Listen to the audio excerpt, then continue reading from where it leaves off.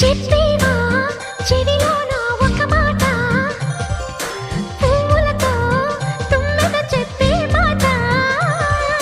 నీ చిరునవ్వు సాక్షిగా తాజ్ మహల్ నాదట, నీ పెదవంచు సాక్షిగా షాజహాను నేనట. నీ తీయని ప్రేమకి నా పెదవే నజరానా, నీ పైటకి నేనిక బానిసనే నెరజాడా. అనంతాల ఆత్మ నీవై చేరుకున్న వేళలో కోకలు కట్టిన కోయిలా కమ్మని కౌగిలియవే.